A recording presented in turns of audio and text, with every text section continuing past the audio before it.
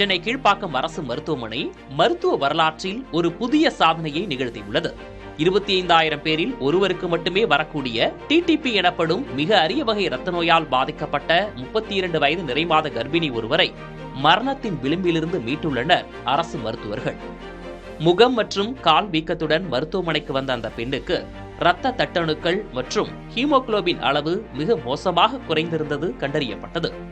சிறுநீரகம் மற்றும் மூளை போன்ற முக்கிய உறுப்புகள் செயலிழக்கும் அபாயம் இருந்த நிலையில் 50க்கும் மேற்பட்ட நிபுணர்கள் கொண்ட ரெட் அலர்ட் மருத்துவ குழு உருவாக்கப்பட்டது. இந்த நோய்க்கான தீர்வாக நோயாளிக்கு 15 முறை பிளாஸ்மா எக்ஸ்சேஞ்ச் எனும் உயரிய சிகிச்சை வழங்கப்பட்டது. தனியார் மருத்துவமனையில் சுமார் 40 லட்சம் ரூபாய் வரை செலவாகக்கூடிய இந்த சிகிச்சையை முதல்வரின் விரிவான மருத்துவ காப்பீட்டு திட்டத்தின் கீழ் தமிழ்நாடு அரசு முற்றிலும் இலவசமாக வழங்கியுள்ளது.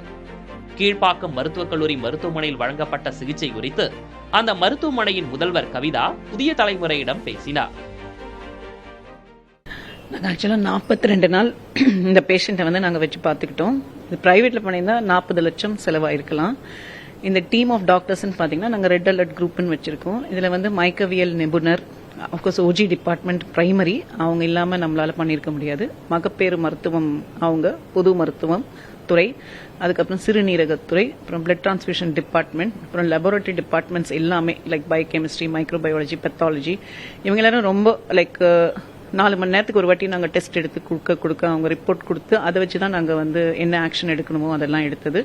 இது தவிர நம்மளுக்கு மெடிக்கல் ஸ்டோர்ஸ், ஆஃபீஸ், இவங்கெல்லாம் மருந்து வாங்கி தர்றது, இந்த மாதிரி இதுலேயும் இது மட்டும் இல்லாமல் செவிலியர்கள், அப்புறம் முதுகலை மாணவர்கள், பயிற்சி மாணவர்கள், அப்புறம் மருத்துவம் பயிற்சி மாணவர்கள், இது எல்லாரோடைய கூட்டு இதில் தான் நாங்கள் பண்ணியிருக்கோம். மருத்துவர்களின் துரித நடவடிக்கையால் தற்போது தாயும் பெண் குழந்தையும் நலமுடன் வீடு திரும்பியுள்ளனர். உரிய நேரத்தில் முறையான மருத்துவ பரிசோதனைகளை செய்து கொள்வதன் மூலம் இத்தகைய அரிய நோய்களிலிருந்து உயிரை காக்க முடியும் என மருத்துவர்கள் அறிவுறுத்தியுள்ளனர்.